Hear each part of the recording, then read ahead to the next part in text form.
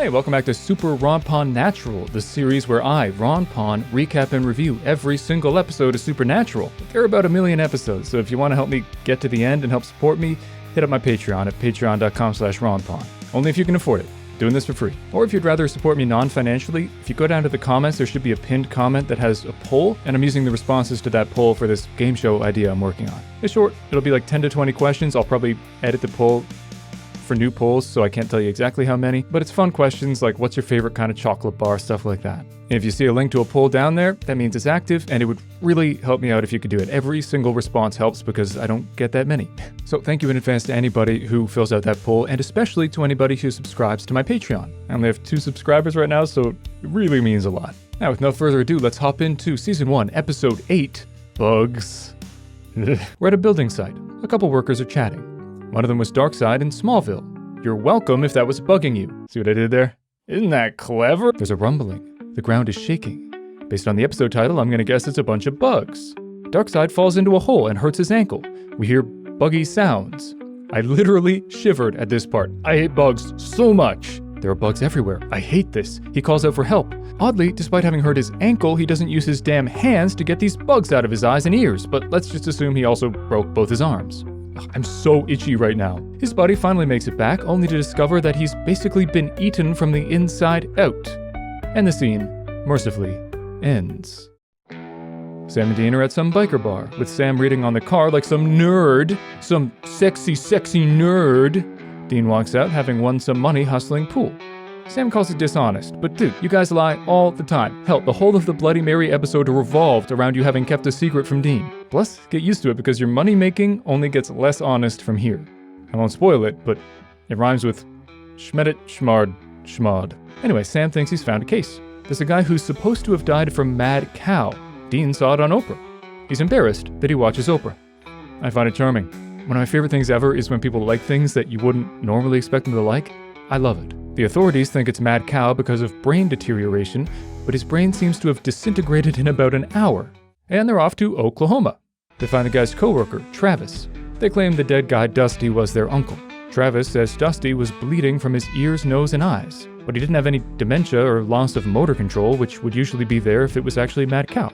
And I gotta say, while I think it's totally correct to not jump to supernatural evil bugs when they see this sort of thing, I'm not convinced they would be so quick to just assume it was mad cow despite it having happened instantly. Like, there would almost certainly be more investigation than this. Like, it could be environmental or a new disease. Bit of a plot hole. They get to the scene of the attack, I guess. It seems like something ate his brain, but with no entry wound, it must have eaten from the inside. Dean manipulates Sam into offering to go into the gross hole by calling him a chicken. Sam finds some beetles, but only 10, which isn't so shocking to find in a hole in the ground, but there was nothing else there and no tracks, so the choices are fairly limited. They need more info, and as luck would have it, there's a barbecue to advertise the neighborhood, so they go to chat up the locals. Dean's a bit freaked out by the suburbia. Looks like he's back to coping that he doesn't want to be normal. The door opens, and...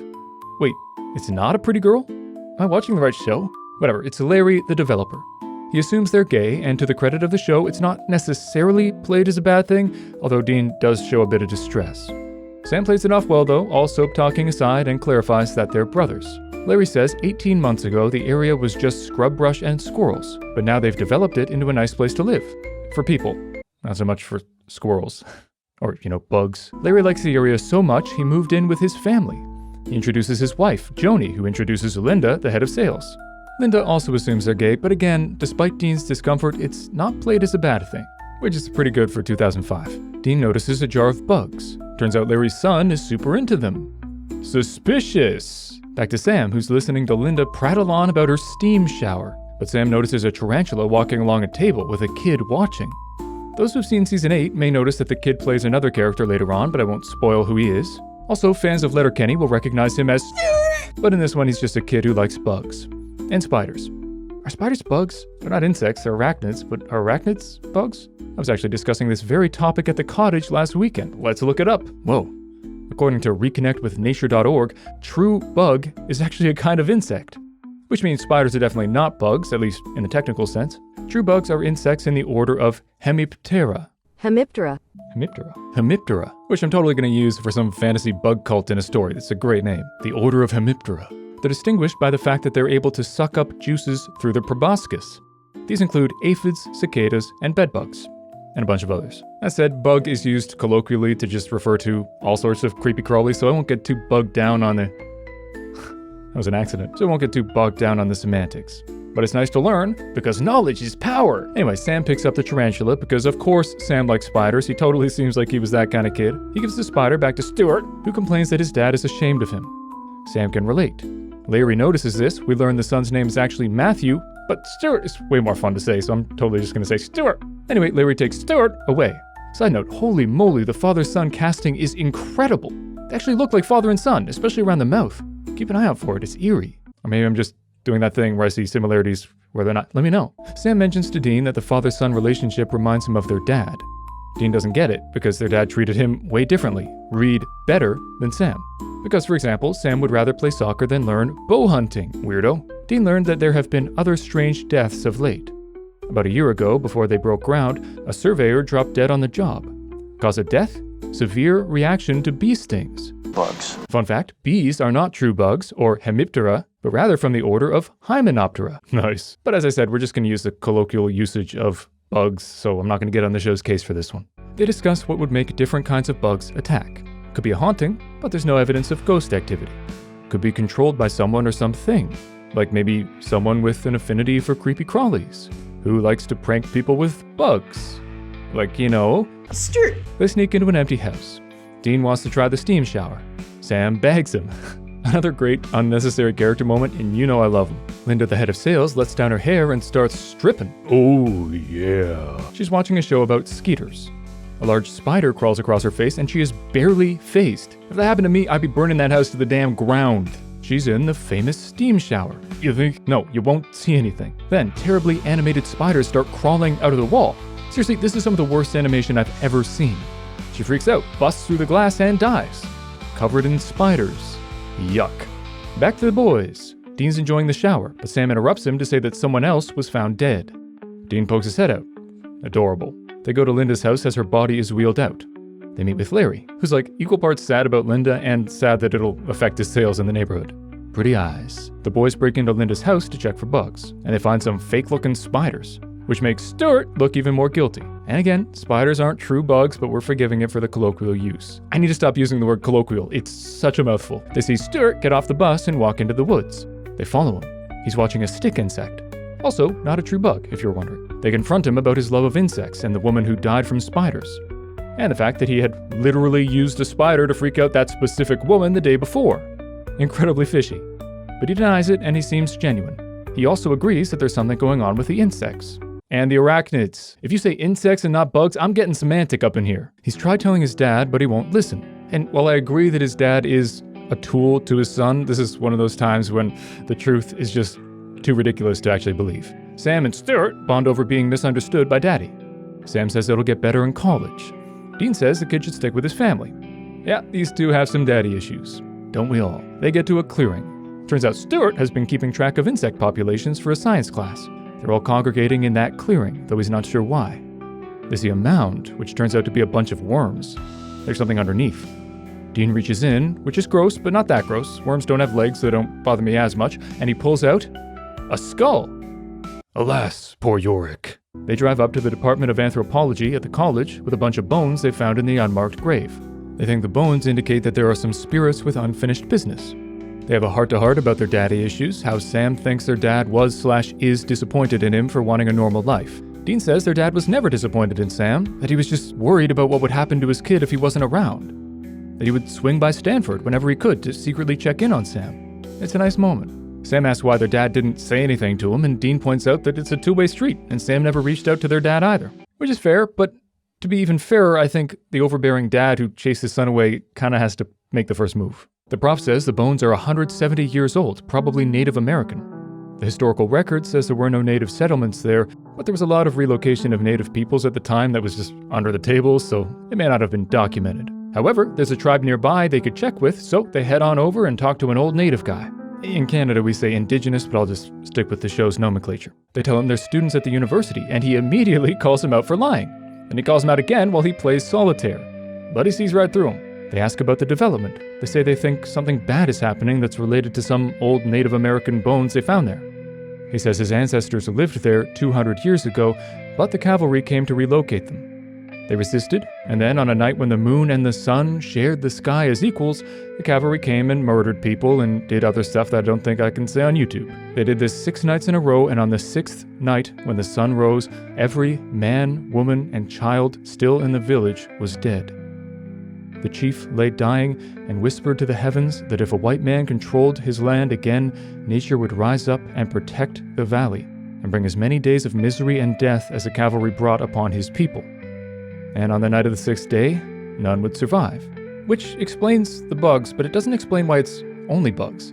Like, you'd think a bunch of bears would do a pretty bang-up job. They realized the gas company guy died on March 20th, the spring equinox, which is, in a way, when the sun and the moon share the sky as equals.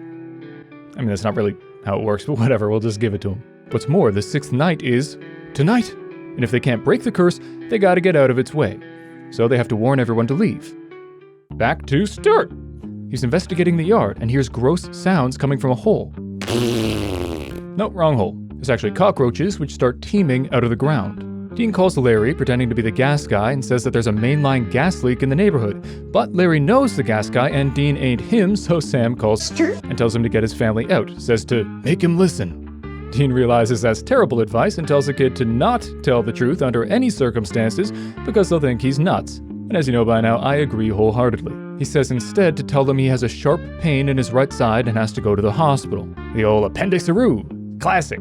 Unfortunately, the dumb kid tells the truth, which predictably doesn't work, and Larry tells him to screw off.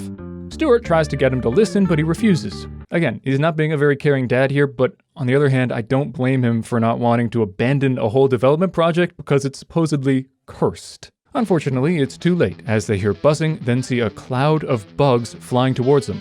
The phones are dead because they chewed through the phone lines. The power blows because they chewed through the power lines. No cell signal because they're blanketing the house. Damn, these are some thorough bugs. It's bees! Bees! Oh, bees! Looks like a normal day in August in Ontario, honestly. They need to hold out until sunrise. Dean grabs a can of bug spray. The fireplace starts rattling. Ruh-roh. The bees fly in. Dean torches them with a bug spray flamethrower. Fun fact about this scene, they actually used real bees. I believe that mark on Dean's forehead is a real bee sting, and he definitely got stung for real. Unfortunately, the bees didn't even show up properly, so they had to add a bunch of mediocre CGI bees in post, so all those stings were pointless. Everybody involved apparently got stung a bunch. It really sucked to film. Sometimes being an actor ain't all sunshine and daisies.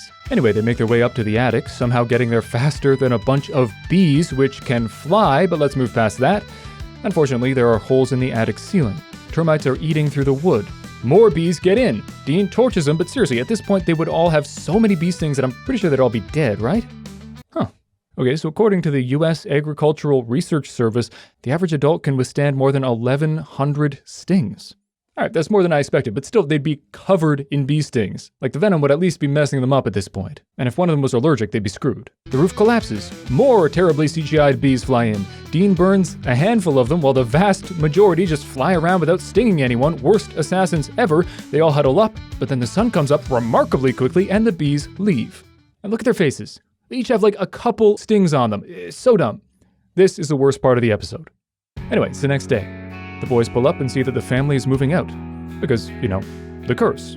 Larry says the government is investigating the bones and he'll make sure nobody lives there.